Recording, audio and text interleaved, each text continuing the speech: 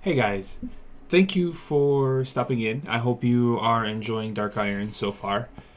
For this particular episode, I just wanted to say things were kind of still up in the air and some notes got shuffled around. And because of that, you're going to hear us referring to Tobias quite a bit in this one. In reality, we're actually talking about Sydney's character. That has been since corrected in future episodes, but I wanted to stop and let you know for this particular one. I wouldn't have been able to edit it out or anything because it was kind of very prevalent throughout the episode. But in this one, every time that we say Tobias, we probably mean Sid. If you've seen the first one, you should know who Sid is. If you haven't seen the first one, make sure to check that one out first. Otherwise, this might be a little bit confusing if you're trying to listen to this one for the first time. Appreciate you stopping in and checking Dark Irons out. This is based off of a system we are completely starting from scratch, and so this is a bit of our playtesting. If you like to see some of the live episodes, we do air those every other Thursday for our Theater Thursday until the campaign is done. With that, I will stop taking up the time for the video, and I hope you have fun. And I'm going to say, what in tarnation?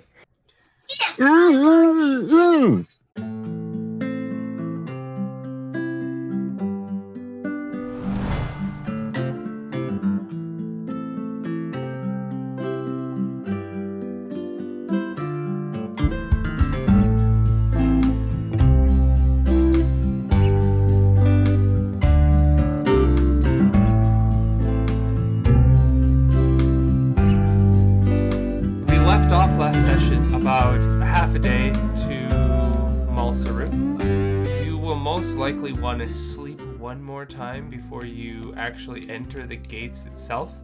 However, this is kind of a large city. A lot of the stuff is in the background, kind of at the top. That's where like a lot of their industrial stuff is, but there are houses and taverns and whatnot, and it kind of extends pretty far. As you guys are walking there, you hear some talk amongst Tobias and Curly. Tobias is saying, "Sleep be damned. Doesn't matter if we're a little tired. We need to go into the city and we need to get some supplies and potentially some information on finding Abraham." Curly is saying, "Don't be an idiot. In there are some of the smartest and most cunning thieves, crooks, and criminals waiting to screw us over, and to go in less than 100% is asinine." You guys do have the option to stay one more night or go in a little tired. How this is going to work mechanically is once you make your decision, I will tell you what happens in each one. Alright, so as this discussion is happening to Sid, of course, "We don't have time for this. We can't be stopping every 5 seconds when you feel a little tired, just so you can get a little bit of shut-eye. Every time we sleep, something can happen. You watch what happened out there with the coyotes." So He's always bitching about something. some of the Hawkwater group, they kind of side with them, but from what you can see, they're not really willing to just go in without you guys. Because most of the stragglers are definitely like, "Listen, this is our destination. Why are we going to risk it, right? Why would we go in there tired and try to find something? Why not go in there fully rested and then figure out what we're going to do?" Trey, Maria, and Heather, all three are like, "That's where we're going to end up. So we're going to part ways once we get there." Bart's going to say, well, you know what they say, safety in numbers. Let's play it cool, play it smart. Go in at our full strength. Don't know why Avalis decided to put you in charge, but Because I play it cool and I play it smart. I wouldn't call wasting our time smart. Who's taking first watch? I will. Alright, so we'll probably need 4 watches for tonight. And it might be a really good idea to have all 4 watches. I guess it depends on the level of trust, because there are people that do come in and out of the city. Does anybody else want to take any of the watches? Yeah. I'll take one. Yeah, I'll tell you. There's no downside to taking a specific watch, right? It's just if you try to stay up all night that you have a problem. Pretty much, Okay, yeah, pretty much. Bart will take a watch. Okay. All right. So. We're missing one watch yet, then, right? Yep. Yeah, he'll approach Tobias and say, "Oh, my friend, I know you're pretty steamed about the delays in entering the city. However, I would greatly appreciate it if you would take one of the watches tonight. Certain other folk who have been put on watch have proven to be unreliable.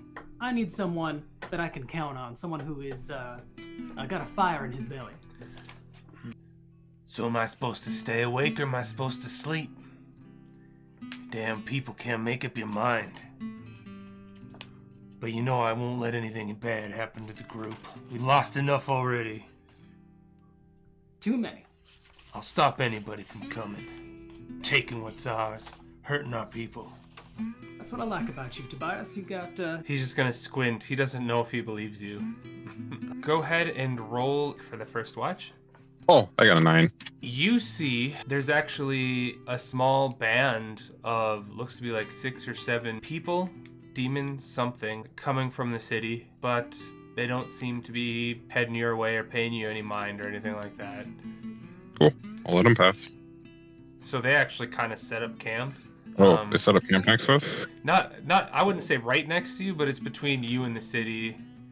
It kind of looked like they would rather be closer to the city than to you. Makes sense. All right, second watch. I'll go. Okay. We got us a 3.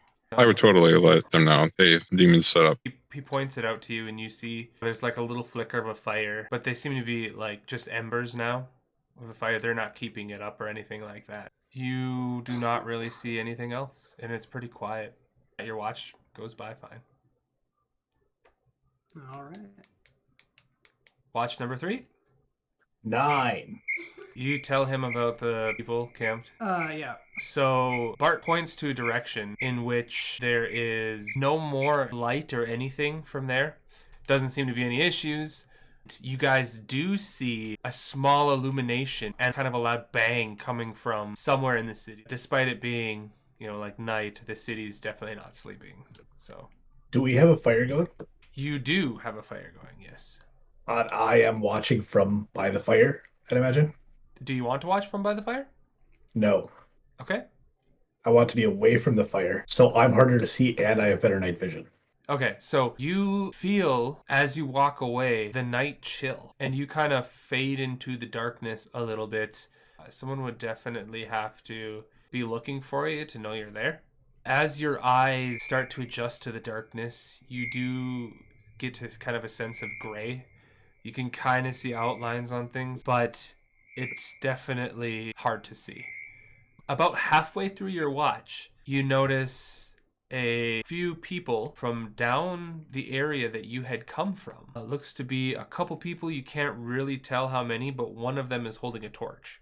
You can kind of see they're just looking to see if there's anybody around the fire. They haven't seen you, from what you can tell. They're just kind of walking along, and you see them, hold up the torch, and they kind of, as they hold it up, look, and they're just like, doesn't seem to be anybody here. That's a shame. It's been a while since we had some good conversation. Looks to be there's 2 people behind them. Fire now kind of illuminating them. Nobody likes a good old conversation anymore, sitting around the fire. They pass. Some time goes by and you actually watch them do the same to the other camp. Nothing unusual then. Mm-hmm. You hear Tobias kind of shifting in his tent, and he emerges, and he's actually got his scoped rifle. He comes out and he's like, is there anything I should know about? There's a camp over there. Haven't seen any motion or any people, but they set up over the last watch. Keep an eye out for them. There's some strangers wandering around, scoping out, trying to act all nonchalant, but I think they're looking for something. Whether that's an item or an opportunity, I don't know. But keep an eye out. They had a torch, but they may come back without a torch. Got it. Good looking out. And you see him immediately do kind of the same thing you do. Instead of going directly to the fire and sitting, he kind of slinks back into the darkness, but with his rifle with him. And I'm going to go to bed. You guys wake up, and the sky's illuminated. You know, you can see the ground and everything. The fire's been put out a while ago. You see, actually, there's like a couple other groups of people like traveling. You notice immediately there's some missing tents. From our party or from the stragglers? You don't immediately know, but it looks to be 3 tents missing. And there's one that's there, but kind of in shambles, I guess you could say.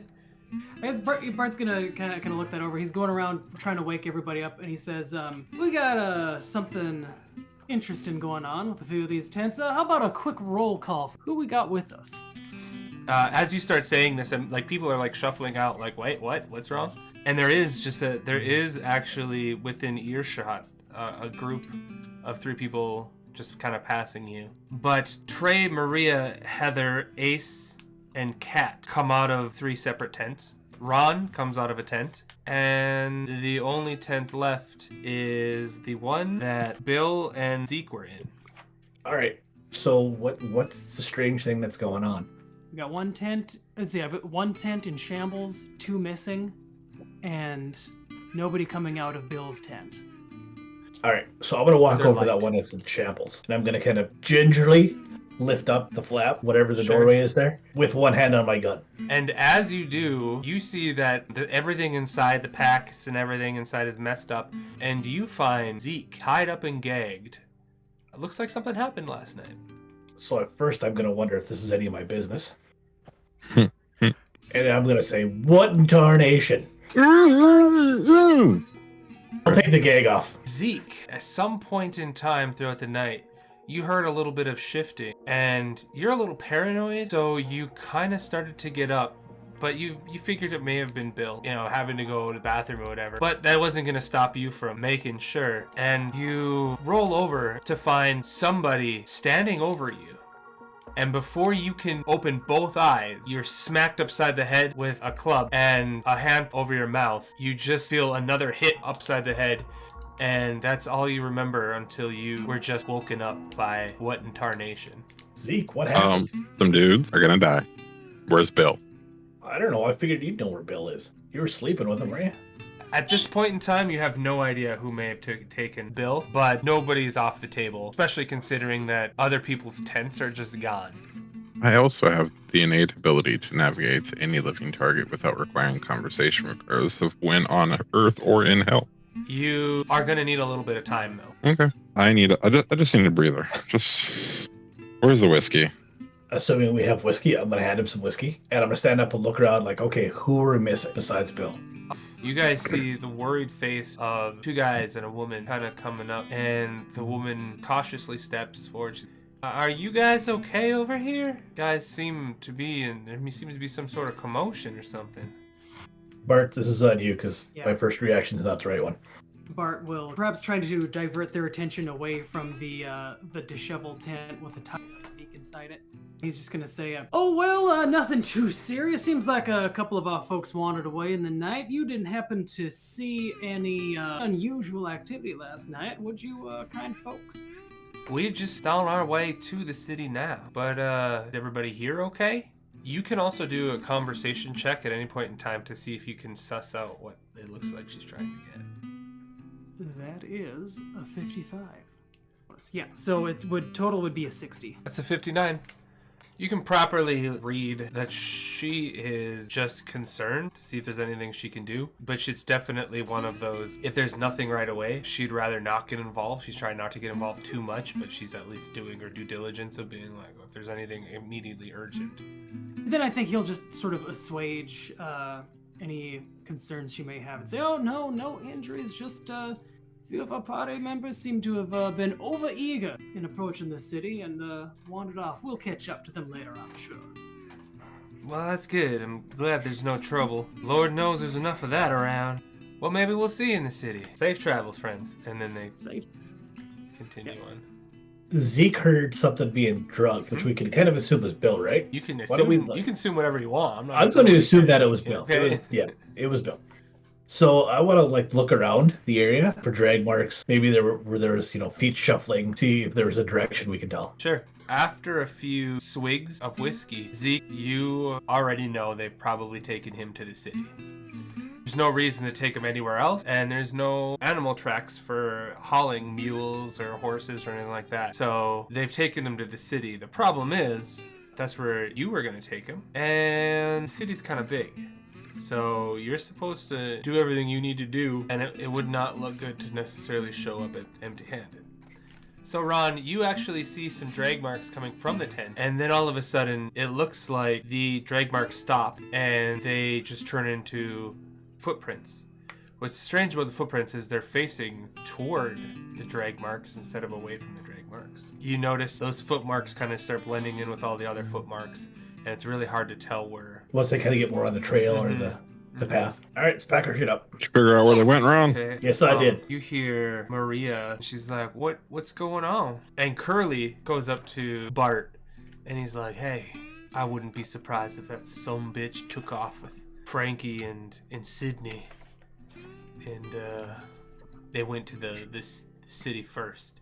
But I don't know what the hell's going on with that Zeke and Bill. I don't think they would have anything to do with that. So you think that there's foul play here?" I think there's something to this that our new friends, Zeke and Bill, have not been telling us about that business. Dude, as you're saying this, Maria does step up. So what's going on here? Where's half the crew? I thought we all agreed we were gonna sleep here tonight. All right, everybody just calm down. There was a little kerfuffle of some sort last night. Bill's missing. We don't know where, or we don't know if anything bad's happened yet. He was probably taken to the city. That's all we know. But now we gotta go talk to, what's his name, that was on last watch, because that's when it happened. Tobias. Said that Bill is missing, but where the heck is the rest of them? I know We there's... don't know. You don't know. We don't know. So it's not like you just sent him to the city to go looking for nothing. No. They disappeared in the middle of the night. They may have left with Bill. I don't know. And then you'll hear Ace call Maria back. We're almost there to our destination. Let's not cause any more trouble. Ace will walk up to you two, since you're talking, to each other with Curly, and he'll say, "It's a downright shame whatever happened. The whole point of having a watch is so you can sleep in safety. Now, I don't know what the rest of everybody else is gonna do when we get to Malsirew, but you need my help. I don't got anything going on for a while." I suspect I'm going to have a long, unpleasant chat with Mr. Tobias. Everybody packs everything up and gathers everything together. As you notice, there's another group, just as you're finishing up, passes by, coming from the city, going to somewhere else. They actually have a horse and a buggy. Buggy's not covered, looks to be a man and a woman and some stuff in the back. But the man looks over as you're packing your stuff up, and he tips his hat and then kind of keeps going. How big is their buggy? How many folk do we have left who could hitch a ride? It's only one horse. You guys currently have Kat, Zeke, Ace, Heather, Maria, Trey, Bart, Ron, and Curly. So that's gonna be a little bit too heavy for that one horse. 3 from the original party, and then all the stragglers except Bill. Yeah.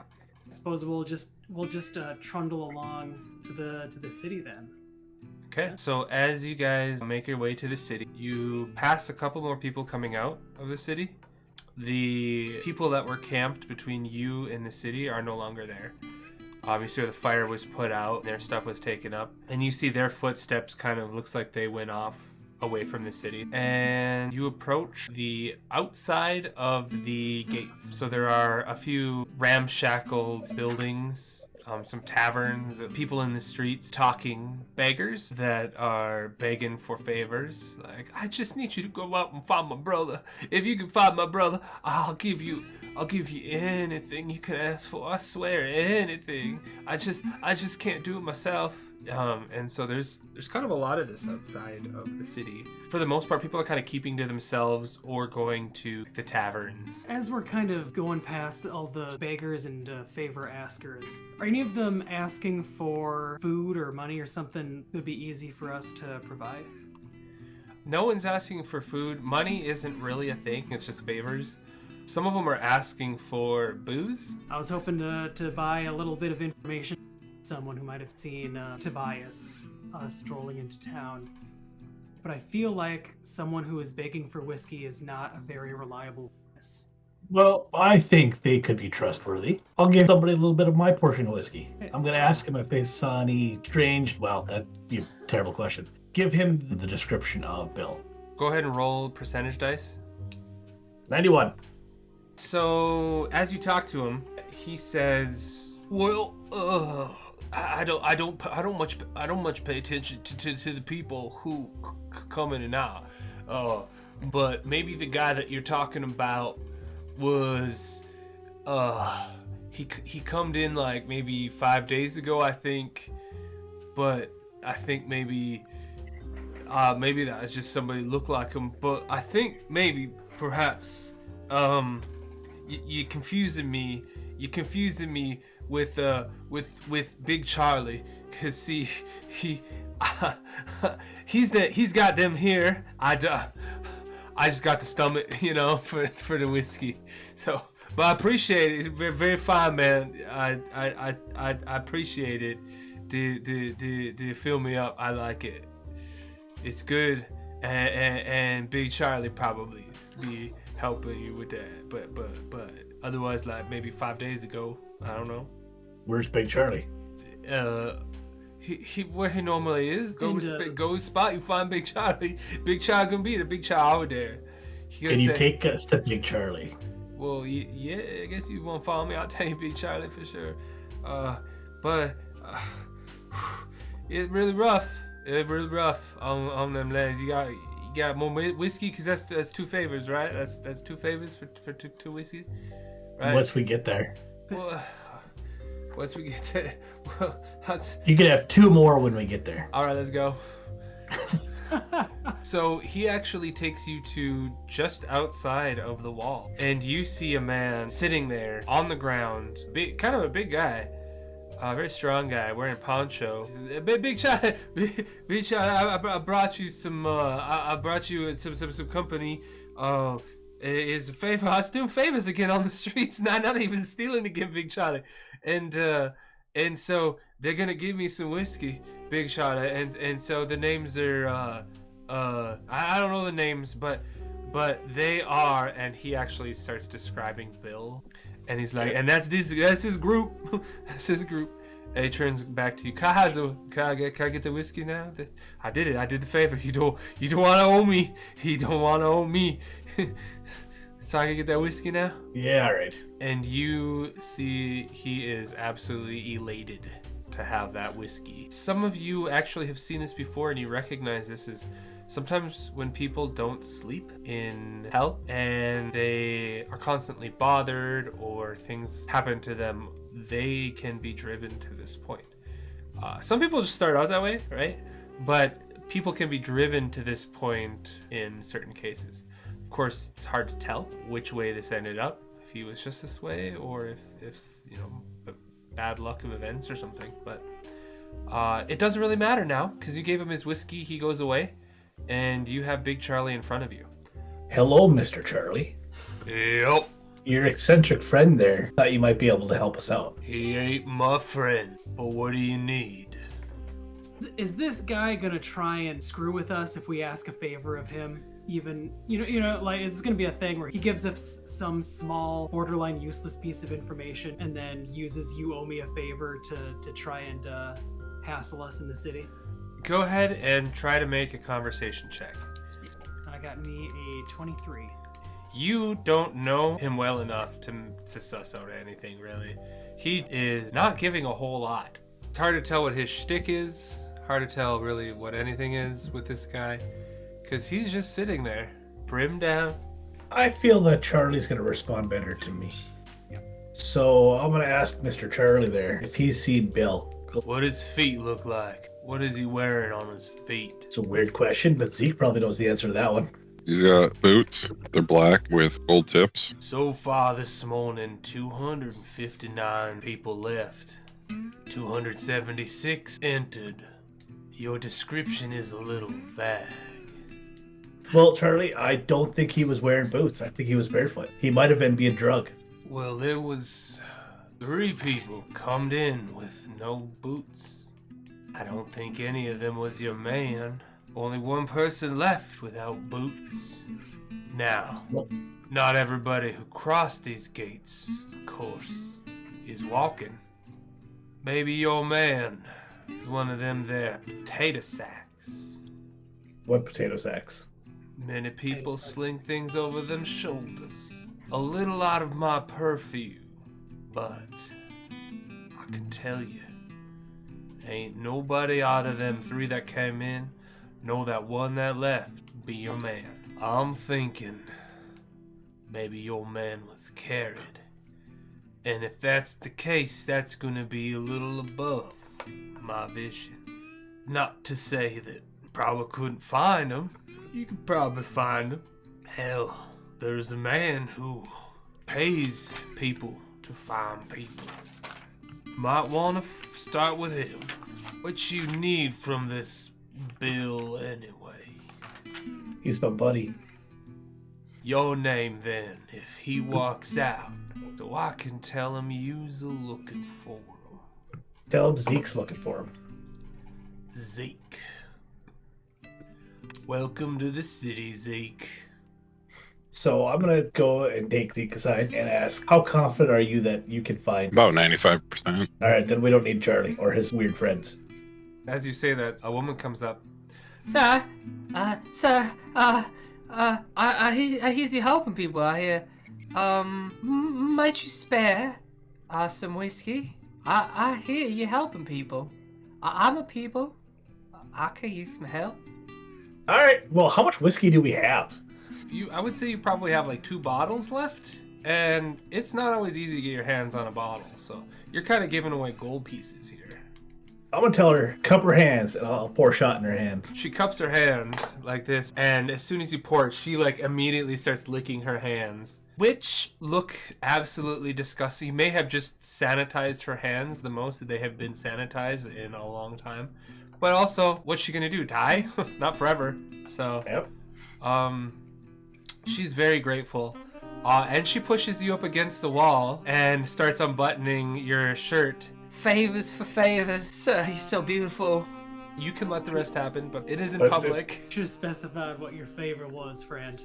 The only favor I want is for her to go, leave us be, and spread the good word. You have to push her off a little bit to get her to like stop. Like, hey, listen, this isn't routine. I'm not part of your routine. Let's stop this. Right? And she looks a little confused as you tell her that. What's the word? The bird. Just spread the word of the bird. Mr. Bird, I swear I will. I swear I will. And I tell you what, if you need anything, Mr. Bird, I will have my best assistants help you haul whatever you need hauled. Well, of course, on this side of the gate, I'm not allowed to go inside the gate, but I appreciate you, Mr. Bird. And Bye-bye now then. She goes away. Picking up aliases pretty quickly around here. Yep, let's just get out of here now. Let's carry on before these creepy hobos come after So us. you go in through the gates. When you're inside of the city, it is astonishingly almost the same as the outside of the city in terms of cleanliness, but a little more clear. At this point in time, Zeke, you know that you're back in Malsirew, and you're supposed to have Bill, but you don't. If it makes you a little nervous. The rest of you just kind of here right now. You don't know where Tobias, Frankie, and Sid have got to. Would we just rush through to the other side and assume probably doing the same thing? On the other side is actually leaving the way you came and then continuing on. You do need to go through the city if you're going to try to secure a place to return back. Because remember, you could go here and then go up onto the normal plane on Earth and then go to Hawkwater from there, or you could go to Tencent and then go to Earth and then go to Hawkwater, which is much closer. So it's, do you want to traverse in Hell or do you want to traverse up on the top side? If you want to do it here in Malsirew, sometimes it's not a bad idea to scope out where it is and what favors you might have to get before you get the package. But also, you might want to not do that, so then that way you don't get somehow trapped into the ever-consuming machine of favors and never actually get around to getting Abraham. So you can go to a tavern, you can try to talk to somebody, you can try to find out who runs some of the places here, you can track your team, you can try to leave, you can try to hire people, you can try to find a home here. Not really what you should be doing. I don't think Avalis is going to be happy with that, but you have the opportunity. Put it that way. An argument could be made for finding a home. You could say souls are a sucker's game. The real powers in real estate.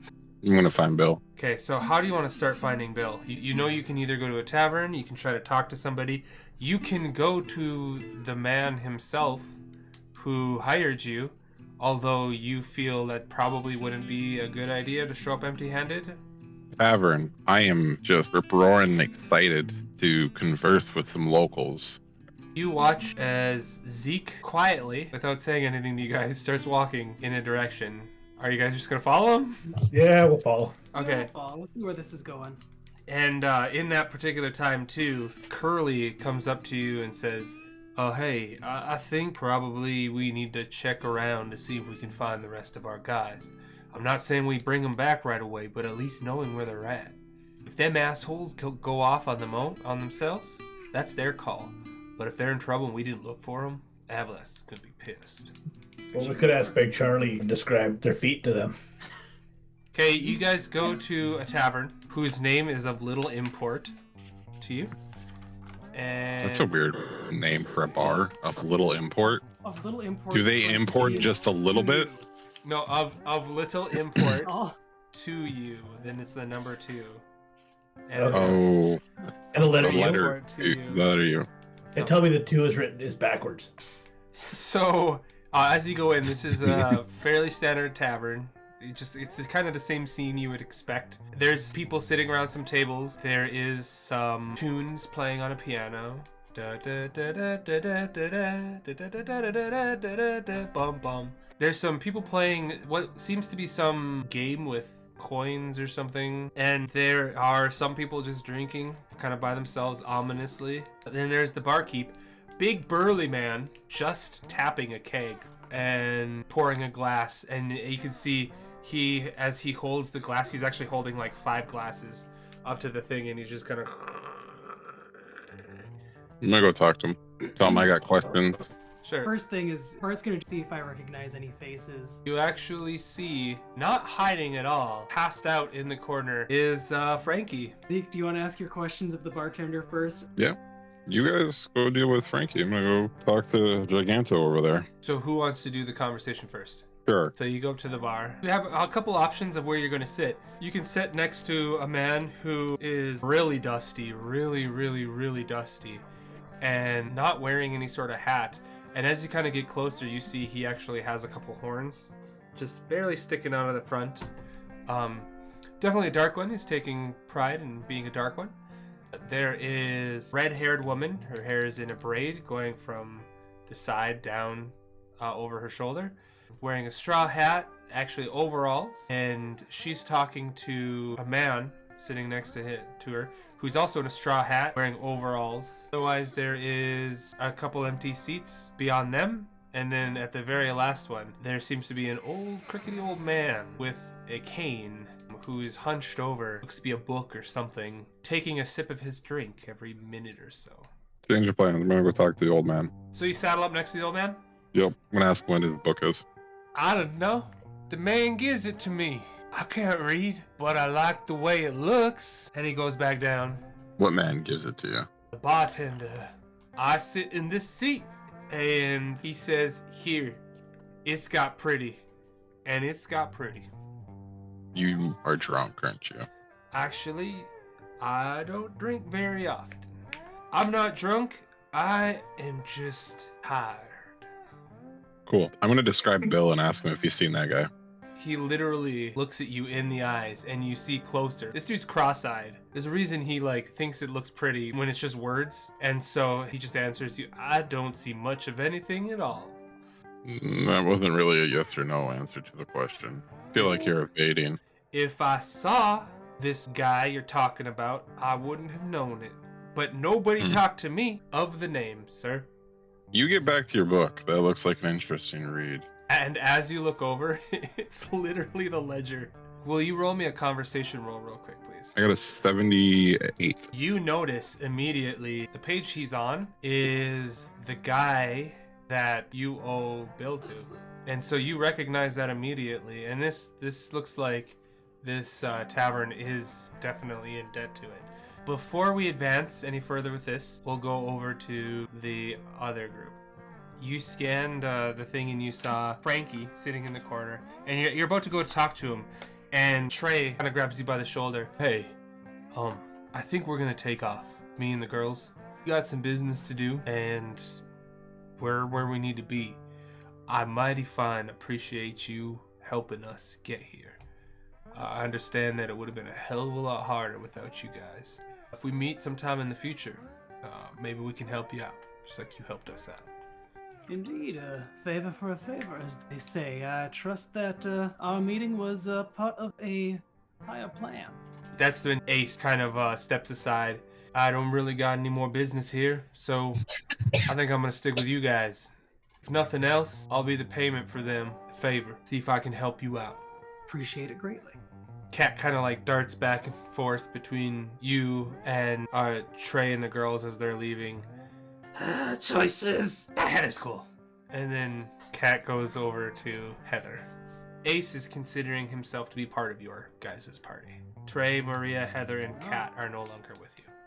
Bart's gonna stride over to Frankie and shake him awake. You shake him and he's twice in one night. He looks at you and he's like happy. Bart! Oh, Bart. Hello, Bart. Well, hello, Frankie. I would say the prodigal son returns, but it looks like what the hell happened with Sid and Toby? So Tobias got us up in the middle of the night and he said we need to scout out earlier so we can try get some more people so we don't lose people, so that way we can then get this stupid Abraham guy and then we can find our brothers before we go home. Now, in the middle of the night, I was a little groggy, but I was like, hey, he said this is the way it's gonna be, so I followed him. Now, I had no idea I was gonna be so tired. I'm so tired, you know? So I'm just trying to get a little bit of sleep. Was resting. What? That's why we was resting. Yeah. On account of the tide. Yeah, this is wherein Sydney's idea diverged from my own. I foresaw such an event as this and declined to rush into the city sleepless. Yeah, well, it was Tobias who said we need to do it, but Sid too, he was like, yeah, we should do this immediately. But, I mean, to be fair, they did make good points. If we get here a little earlier, we can look for our brothers and find people. We should be recruiting people, he said. If we recruit people, it will be easier, and then we don't even need to go home right away. He said, we can find my brothers and find everybody we're gonna need, and then we can return to Hawkwater with a better force. And I'm tired, but I kind of agree. Strength is better. Frankie, where did Sid and Tobias go? Not to sleep. They're a little bit stronger than me when it comes to that, but I got the faster reflexes. So they were gonna talk to somebody about getting more people. They didn't say who it was, but they said don't go anywhere. And if anyone asks for a job, tell them, sit with me, and then we will find them. Frankie, as much as I am inclined to disagree, Sydney and Tobias, I think they made the right call, at least in this respect. Please do continue following their instructions. Sit where you are. If anyone comes asking for a job, you do what they told you, and we'll find you. But the thing is, I don't know anybody here. Can I just come with you again? Sure, Frankie. But wait, what if somebody looking for a job? What am I supposed to do? It's a big city. There's plenty of people looking for jobs. If I'm with you, you refer them to me. If I'm not with you, hang on to them until I show up. That sounds good. Make a conversation check. Oh, go ahead. Absolutely. Go ahead.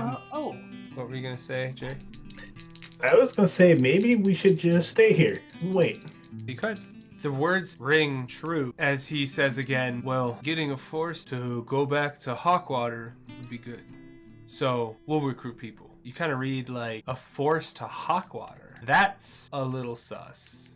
It's not a force to Abraham and then return to Hawkwater. And you can put together that these aren't Frankie's words, he's repeating them. our buddies may have less reinforcements on the mind and more mutiny, possibly. Maybe. There's a possibility. There are some people who walk in as you kind of have this revelation, and you look towards the door, and it is not the people you're looking for. Just a couple of demons. These demons dressed in a little nicer clothes than normal, and they walk towards the old man in the corner. Now we're going back to Zeke. So, you've come empty-handed. That's accurate. Boss wants to see you. Right now? Right now. Is he here? We're going to his place. And how can it be right now? We'll be on our way. Oh, we'll be on our way right now. Got it. Cool. I gotta talk to this guy. I gotta ask him about a horse first. All right? Give me 1 minute. You would get a minute if you had the package. I have a package. Then you're gonna deliver it to the boss now. Because we see you empty-handed. He doesn't fit my hands. Where is he?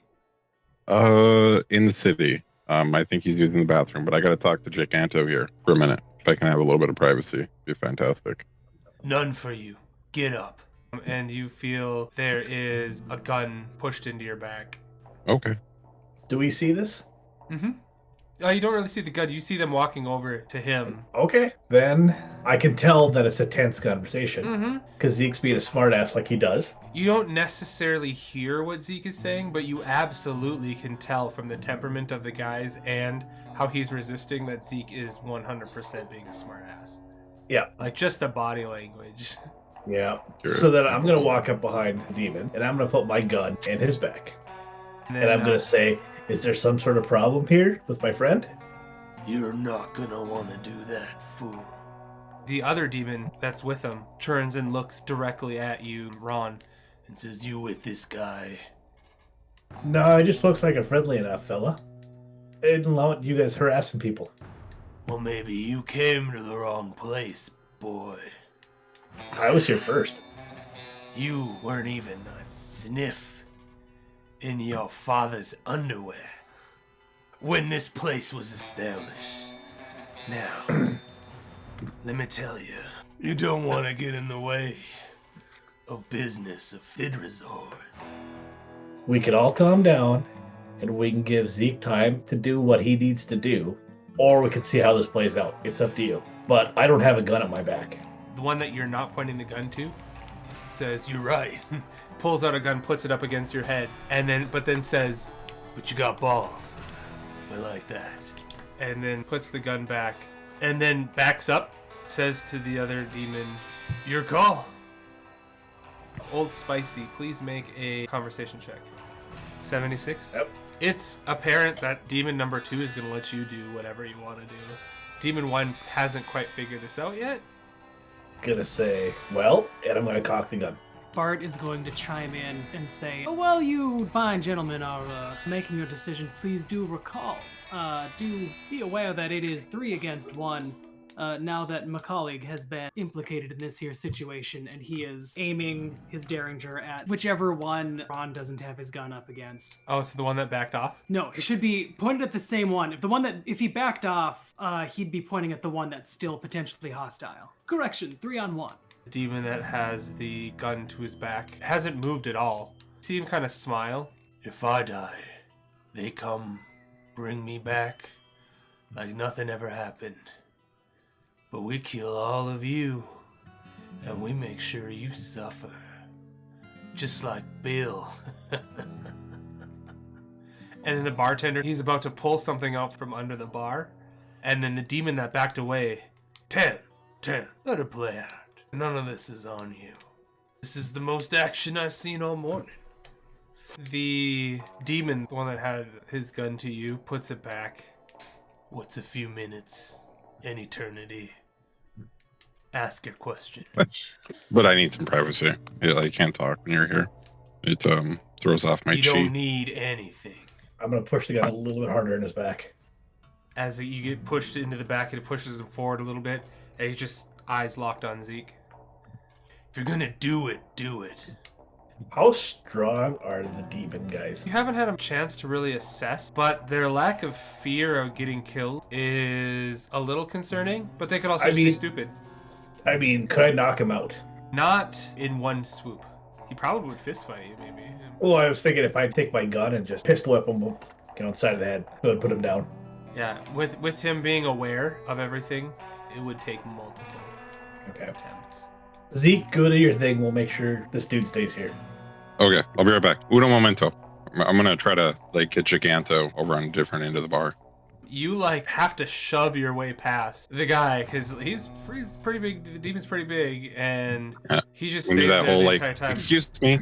Yeah, as you're sliding by him, and he's just staring at you very intensely, and you have to pass the other demon to get to the other side, and he lets you by, and you see this smile on his face, you're making this dude's day, which is very interesting that he just lets you by because you're now closer to the door than they are, but he doesn't seem to be worried about it. They're standing where they're at. I'd like to talk to Giganto. Be like, hey, so I'm looking for a dude, and then I'm gonna describe Bill. Be like, have you seen him? What are you doing making a mess in my bar, man? There's no mess. What mess? Listen, man. I don't need any trouble with Fidrazor. I'm already trying to operate here. And this is large 6'8" dude talking about not wanting to mess with these guys. What is it that you want? Bill. I'm looking for Bill. Bill, he looks like this. Hollywood. Bill Hollywood. Am I supposed to know Bill? But that's why I'm asking if you've seen him. Wait a second. Bill Hollywood, that's familiar. It's that bloke 3 years ago who come by here asking to work for Fidrazor, begging to be partners with him or some shit. I haven't seen him. So you haven't seen him recently, is what you're saying? No, absolutely not. Okay. So since this dude just kind of prevented me from having to see Fran Dresser sooner than I'd prefer to, have you seen these people at all? And I'm describe them as well. Yeah, they came in a couple hours ago, left their buddy, and then left. Started talking about getting a group together. Getting a group together. Okay. Do you know where they went from there? Can't imagine. Maybe they talked to Fidrazor. He prefers Fran Dresser if you ever do meet him in person. I have met him in person. He owns most of this establishment. So you know that he prefers Fran Dresser. I think you know Fidrazor very well. I've talked to him at least once. Bart will ask him, if somebody were taken to this town, say hauled in in a potato sack, if that sounds familiar, where would such a person be most likely to be brought? Sounds like that's probably ending up at Fidrazor's. Kind of works a little shady. Someone's in a potato sack. Sounds like they're not in control of the situation. And if I have learned one thing, if you're not in control of the situation, Fidrazor probably is, at least around here. Turning to Zeke. I'm not sure exactly what your business is, but I suspect you've been screwed over. It happens. But how attached are you to Ron? Somewhat attached, I'd say. Why do you ask? Oh, Yeah, just curious. I mean, is there anything that I, as the GM, should know? No. Okay. The demon that had backed off is like, all right, time to go. And the other demon pushes your gun out of the way, puts a hand on your shoulder. Zeke? Where are we going? We're going to the House of Fizz. Do you stand and go with them, or are you resisting? I have questions first. Well, they push you. Sounds like a good time. Let's all go. Okay. And so as you get out the door... Oh, wait, before we leave, is it possible to get a bottle of whiskey? Do you say that to the demons? Yep. Be like, hey, you guys are taking me to Fran Dresser's place anyways. I feel like I deserve a bottle of whiskey on the way. Absolutely. Now, if that would have been the Fantastic. reason you need to talk to the bartender, absolutely. And the bartender's like, why should I give you whiskey? It's a gift for Fran Dresser. You don't want to anger him, do you? Well, you know what? Here's 2. 1 for him, Oh. 1 for you for delivering. No problem. Thank you for doing business. So then you get it, and they escort you out the door, and you guys are following? Yep. Okay. So you notice one demon kind of puts his hand up and then motions forward, and there's 2 guys that follow behind, and then he does it again, and then you guys walk out, and then there's actually, as you guys walk out, 2 more guys. Did you instruct Frankie to sit there or go with you? Seemed like he was having trouble with the idea of sitting there, so I guess he's following us. So there is 5 of you now? There's Curly, Frankie, and you 3, and Ace. So there's 6 of you being escorted by 6 demons. So you walk across town. A lot of places are kind of run down. Some of them are kind of nice. It looks like they have a blacksmith here. They have some shops for alchemy. Looks to be, interestingly, some shops where they're trying to infuse bullets with ether, which is very interesting. More taverns, whorehouses, some stands with food, water, whiskey, and a lot of contracts. You see contracts everywhere. Instead of people handing out money, everybody's signing things. You see a couple places that look to be like adventurers for hire. And then you guys get to the House of Fizz that is actually not so far away from this big arch that looks to be some sort of ornate special hellgate. The House of Fizz is kind of ornate. There's like leather furs and stuff hanging over the side, and it's got some symbols branded on those furs. It looks kind of well kept, but it's almost like it doesn't belong in hell. For this, and it is clear from the people going in and out of this place that there's a lot of business that goes on here. And as you go inside, it's almost like a separate dimension of space. Now, you know that that's not really normal for that to happen, but it just looks much bigger on the inside. It's almost like a nice reception area where you have a beautiful young demon sitting behind a kind of a counter, a couple books. There is some pleasant piano and violin. I would like a conversation check from everybody.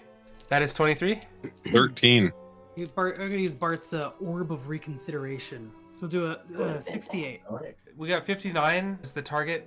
Everybody that did not meet the target, good lord, this is some beautiful music. From being on the road for so long, hunting, you almost miss having somebody that would play the instrument once in a while. Now, granted, hell's not the perfect place to play it because intentions and all those things and stuff can pop up out of nowhere, but that is one comfort that you didn't know you missed. Bart, the music is absolutely beautiful, though what catches your attention every so often and breaks up the beauty is the screams. Ever so faint, but just a little disturbing, coming from somewhere indistinguishable. Tortured screams. That's not good. The demons kind of push forward Zeke into the hallway. So to describe it a little bit, it has the kind of nice atmosphere. There's a rug on the ground, the desk, the beautiful demon behind the desk with the books, and then there's the hallway off to the side that kind of seems to go on for a while. With the only thing that's like obscuring it is there's a couple tavern doors, or those half doors or whatever. And the 2 forward demons push open the door, and they have Zeke go through it, as the 2 middle demons, the 2 demons that we're following, stand in front of those doors, blocking you guys. And then the demons that were in the very back, they say, make yourself at home with the amenities. The House of Fizz is a pleasant place. Zeke, you're going down the hallway. You remember that his office is in the very back. You're starting to hear some of the screams from some of the doors, but all of that seems like a whole lot of none of your business. Even the way back is ornate with pictures, paintings, rugs on the ground still. There are vases and stands with curiosities on them.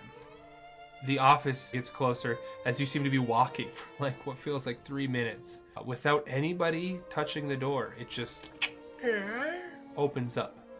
And you see Fidrazor. Ah, yes, have a seat. All right. I'll sit down. So, I hear you come back, and you haven't brought us what we asked for. Well, there was some people that were getting in the way of your business. They jumped me outside of town while I was taking a little nap, and they jacked Mr. Hollywood. And that is exactly the reason I hired you instead of somebody else. I would have expected that from somebody else. I figured you were going to be the lone wolf and never let that happen. Yet here we are. So what am I to do? Let me finish the job since I was in the process of looking for Bill when your two big buddies decided to interrupt that process. Well, here's the trouble. Thankfully, not everybody is as sloppy as you are. So, I already got Bill. From who? Some people just dropped him off. I don't discuss my clients with other clients. Now, I hired you for a job. Normally, if you don't fulfill that job, we have some real issues. And then he snaps his fingers, and almost like on a slide, one of his walls gets replaced with a door. You just see it like shing, and the door opens to reveal Bill strapped up to some sort of upright table. It is clear he's been getting cut into. You see, I don't tolerate failure, and that's what Bill here is learning. Bill took a job for me a few years ago. He promised he was going to complete it. Bring me back the soul I requested. You know what happened? He fell in love with her, and he decided he was going to take her away. Now, I had to send some guys after him to get the original soul back, and he ended up trying to valiantly save her. But guess what? Look at where Bill is now. Not even death can save him. And you want to know the kicker of it all? Enlighten me. And out from the door steps this beautiful, busty redhead in almost like a maid's outfit as she walks up to the table and grabs a knife. You see Bill exhausted. He's, no, please. No, I don't know what they did to you. I don't know. Madeline, please, no, stop. Fidrazor snaps his fingers and the door shuts, just as you saw Madeline take the knife and put it up against his flesh. Madeline was the soul he was supposed to get. Now, you knew the risks when you were taking the job, Ezekiel. And here you were, empty-handed. Clearly, I can't pay you what we had originally agreed upon. Can't release you from your contract. It's still ongoing. Can you open the door again? I can. Can you just do it real quick No. for me? Mm-mm. It's an easy way to resolve all of this. You open the door, I go grab Bill, and I'll bring him to you. Done. I don't think I'll you throw in a bottle of whiskey. understand the gravity of the situation. That you decided to screw me out of the deal by sending more people to steal Bill when we were already in the city? I'm a man of business, Ezekiel. I wanted Bill. Bill arrived on my doorstep. It is not my fault that it wasn't from you. Didn't you just say that you sent those people to get Bill from me out while I was in town? I didn't say anything. Now, You literally just said that. what we're going to talk about, Ezekiel, is how you're going to make this right. You know, I'm not heartless, okay? And as he says that, like another scream just gets let out. And you guys in the lobby, you actually start hearing some of the screams now that the music has moments where it dies down and comes back up. And it's clear that this is definitely a demon's home. Fidrazor says, well, here's the deal, Ezekiel. I am going to give you another chance. And perhaps I misunderstood or overestimated your abilities. So, I am going to let you figure out how you want to pay me back so we can complete this. Whether it be any soul at all, or whether it be walking away and pretending that nothing ever happened. How is that payment? Well, you have a couple buddies in the office right now. There is one who might be of interest. Oh, yeah? You, and he snaps his fingers where the wall is. Another door appears and it opens up. It is an empty table, upright, right? Might be able to take your spot, failure, and put somebody else there. And all you have to do is walk away. And who knows?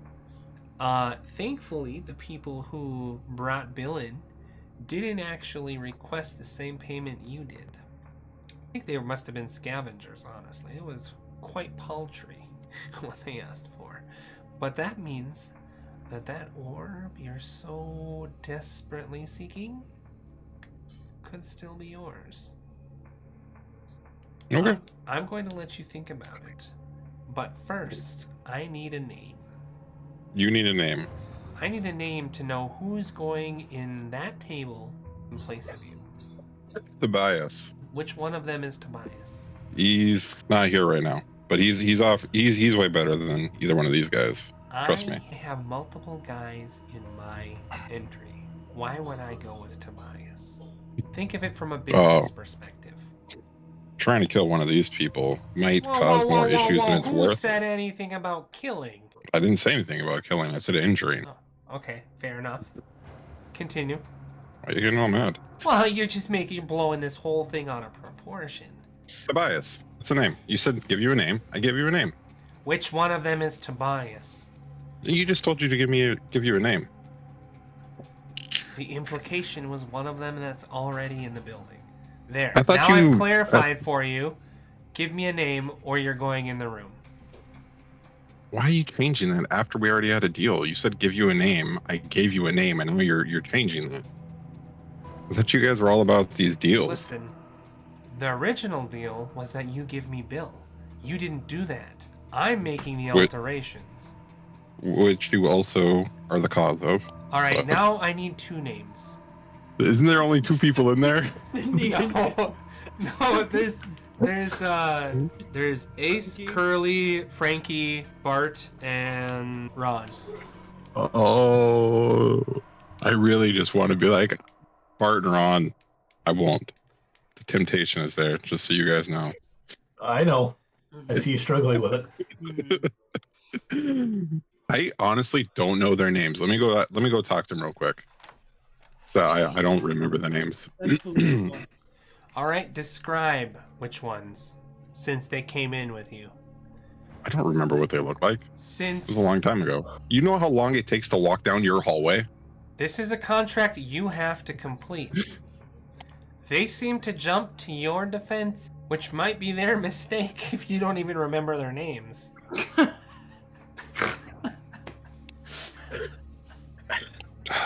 We go with Ace and Curly. You got a big heart not choosing Frankie. He would have been my go-to right there. I honestly forgot Frankie. Ace and Curly were the only two names that I actually remembered after you gave me the list. We'll say that you would have remembered their names, especially as a trapper. That's kind of something you hold on to. Still Ace and Curly? Yep. I don't remember who Frankie was. Wait, was Frankie the one that shot Bill? No, Yeah. he was the one that accidentally. He's Yeah. also really. He's real. also the one that may or may not have manifested the Dark Coyotes. Yeah. He's Yeah. also the one that was sleeping at the bar. Yeah. I knew he was sleeping at the bar. I remember that. He probably has run his course. Fine. He's the one that is the most entertaining. You don't have to. You don't have. I know. No. It's up to you. So It's up to I you. remember he's the one that shot Bill. So Ace is the stupid name, so we're going with Ace and Frankie. Okay. At that moment in time, there's a demon that comes out from behind the doors. Says, "Ace, Frankie, you're coming with me. Zeke needs to ask you some questions." And they kind of like look around and they're like, yeah, that's weird, but okay. And they go in the back. The door opens for his office to the hallway, and you see them kind of walking and approaching. And then the demon that's escorting them stops them and opens up doors on the side, puts one in one and one in the other. Ace has questioning your motives, but also it seems he might be thinking perhaps you have a plan. Frankie's just confused. So, but he's over there. Oh, okay. Oh, wait here. And then the door's shut. Fidrazor says, well, I don't know how useful these guys are, but I know you're very useful. So I'm hoping that at least these two match you in worth. But if nothing else, I guess I'm willing to take a loss for potential future work. Any point in time, you can take a contract to free them, or you can replace them with somebody. Ezekiel, if I'm being honest, I don't think hell is done with you yet. Well, you might as well get to it. Your chair actually like hits the edge of the door, kind of like knocks you off of it a little bit, and then the door closes, and you're in the hallway. Without an orb? Without an orb. What a douche nozzle. Well, I'll see you guys in like 3 years when I get back to the room. So as you pass, the doors creak open just a little bit. In each one, you hear Bill. Almost as a reminder as to what happens if you fail. Or what will happen to those two other people if you don't trade them. That is the Fidrazor's offer to you. So you arrive on the other side of the doors, and the demon... Oh, did you finish up your business? Mm-hmm. All right, well, thank you for stopping by, and y'all come back now, you hear? Mm-hmm. We will stop the session there. Next time when we start, let's have the conversation as much as Zeke wants to let them know, or as little. And that's how we're going to start the next session. So, guys, thank you again so much for everything, and we'll catch you next time.